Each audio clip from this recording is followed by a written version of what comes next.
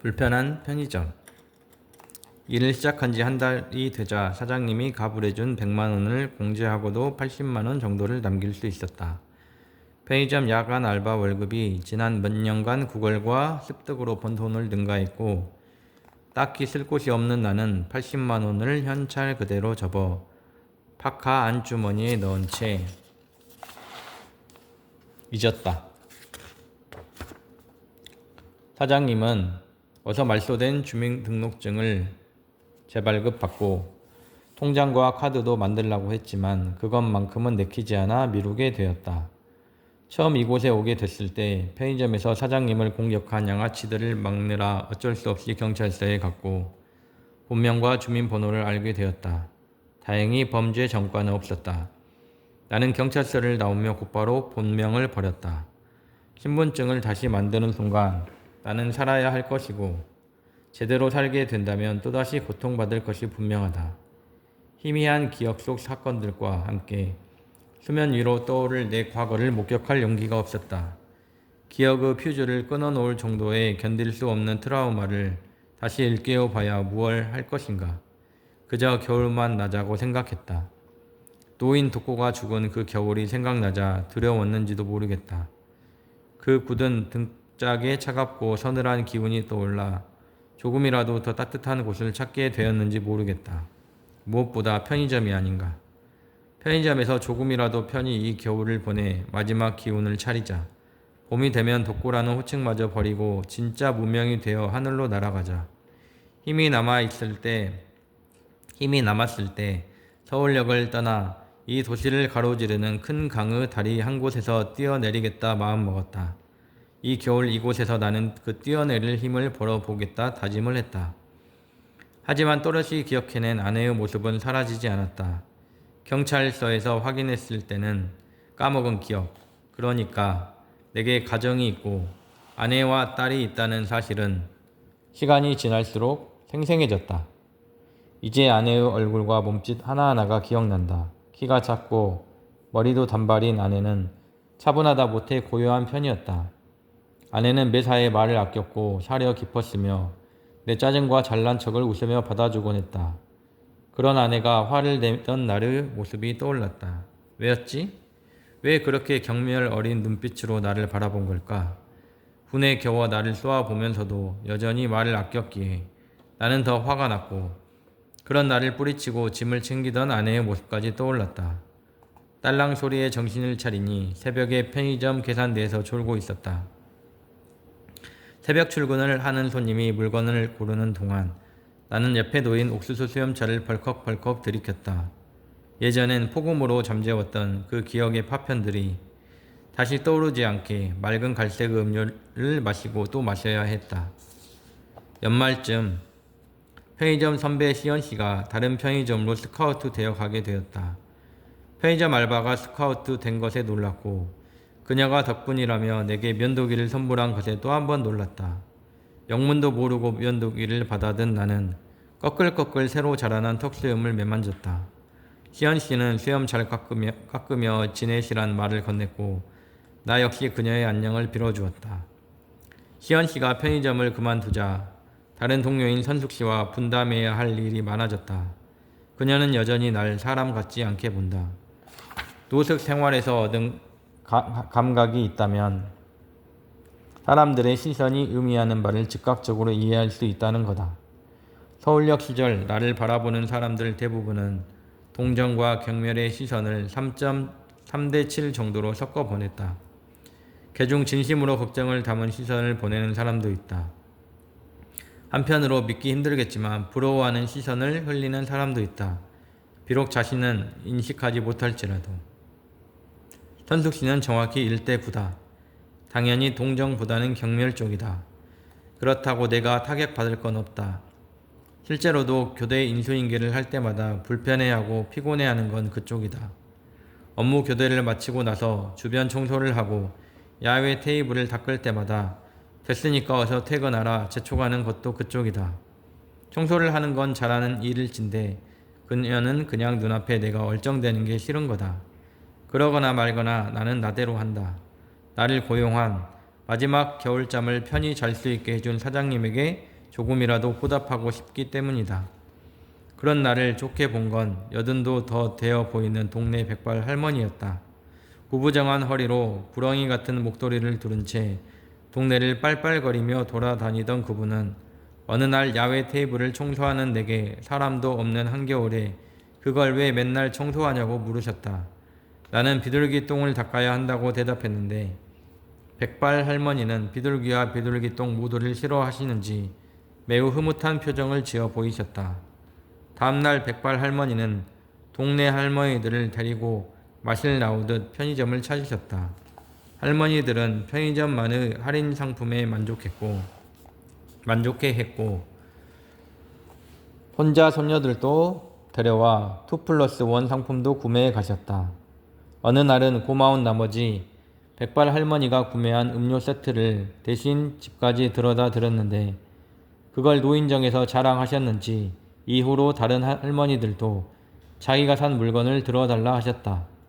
심지어 집을 알려주고 나서는 이따 가져다 달라고 배달 요청을 하는 분도 생겼다. 어차피 나는 할 일이 없고 몸을 혹사시켜야 쪽방에서 꿀잠을 자니 거절할 이유가 없었다. 게다가 물건을 들고 동행해 드리거나 배달을 가기라도 하면 할머니들은 집에 도착하자마자 떡이며 꽈배기며 과일을 건네시곤 했다. 그들은 내게 할머니이자 어머니이자 고모이며 이모였다. 기억조차 희미한 모성의 기운을 그들을 통해 느끼며 내 몸의 온도가 올라가는 걸 느낄 수 있었다. 애로사항이 있다면 틀니를 덜컥이면서도 포기하지 않는 온갖 질문들이었다. 총각 결혼은 했어? 한번 다녀왔나? 새장가 알아봐줘? 나이는 몇인감? 혹시 우리 조카 만나볼 생각 있는가? 편의점 하기 전엔 뭔 일을 했는가? 교회는 다니남? 자네 우리 시골 과수원에서 일해볼 생각 없나? 등 그들은 저마다의 공통 질문과 개별 질문을 자유자재로 오가며 물었다. 나는 아니에요. 없어요. 괜찮아요. 됐습니다를 그대로 골라가며 답할 수밖에 없었고 그래도 그렇게 몇 번 응대하면 노인들은 대개 인생의 파도가 많은 놈인가 보군 하며 더 묻지 않으셨다. 오직 백발 할머니만 빼고. 백발 할머니는 유행가 가사 읊듯 나를 볼 때마다 물으신다. 자네 뭐 하던 것이기요? 나가 다 늙어 아무것도 못 도와줘도 그거 하나는 알아야 쓰겠구만.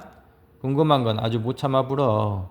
그니까 이 잘생긴 양반이 뭔 일로 여기까지 와서 거시기를 하냔 말이여.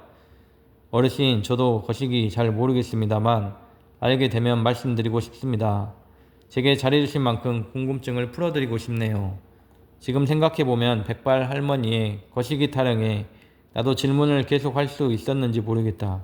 대체 너는 진짜 누구냐고. 어쨌거나 선숙씨는 분주해진 오전의 편의점이 별로인지 할머니들 와서 얼마 안 팔아준다고 그러냐고 핀잔주기 일쑤였다. 하지만 지금은 확실히 매출이 좋아지고 사장님도 좋아하자 딱히 뭐라 하지 않는다. 그녀 역시 편의점 매출이 줄어 가게가 폐업하기라도 하면 직장을 잃을 것이기 때문이다. 새해를 맞아 선숙씨가 불쑥 사과를 했다. 작년에는 자신이 오해에 미안하다며 올해는 잘해보자고 내게 말했다. 나 역시 선숙씨가 튀긴 편의점 닭이 최고라고 말해주었다. 그러자 선숙씨는 차라리 독고씨가 우리 집 남자들보다 말이 통한다며 푸념을 시작했다. 그녀는 남편이랑 아들놈이 평생 소통 불가 인간들이라며 한숨을 내쉬었다.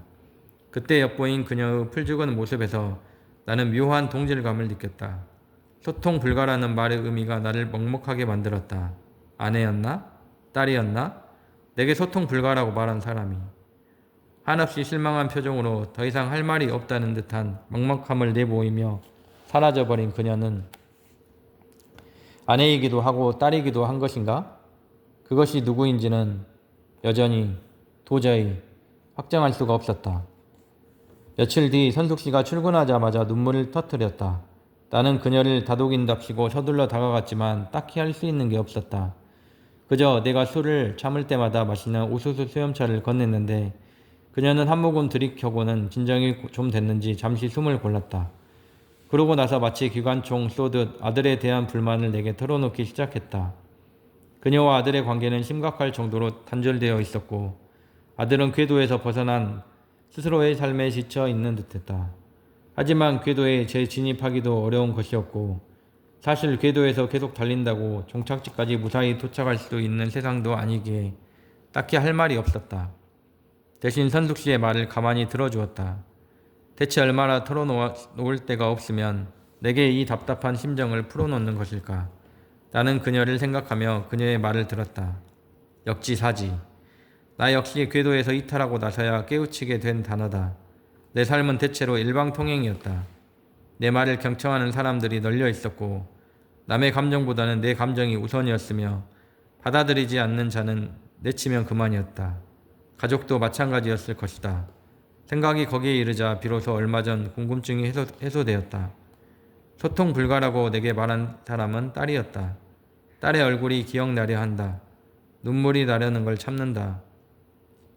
소통 불가의 일방통행인 나를 아내는 받아줬다. 오랜 시간. 나는 아내가 내 말에 수긍하는 줄 알았지만 그게 아니라 아내는 나를 견뎌주었을 뿐이었다. 하지만 딸은 달랐다. 딸은 아내와도 달랐지만 나와 더 달랐다.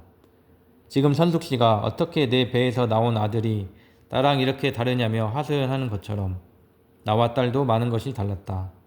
성별부터 사고방식, 세대 차이는 기본이고 식성과 취향까지 달랐다.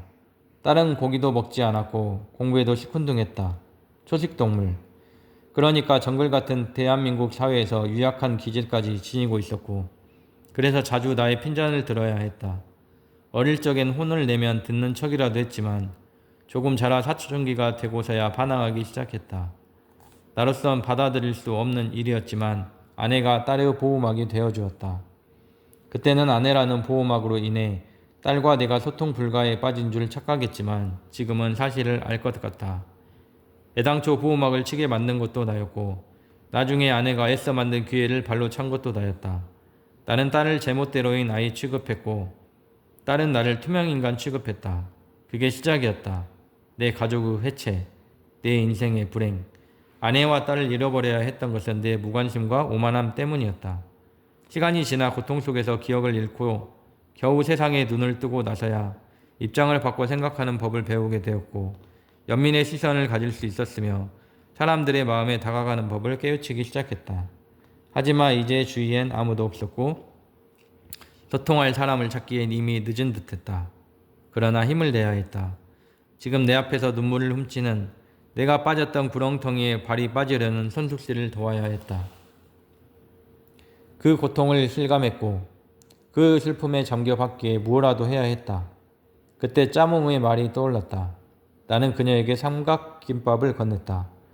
김밥과 함께 편지도 주라고 조언했다.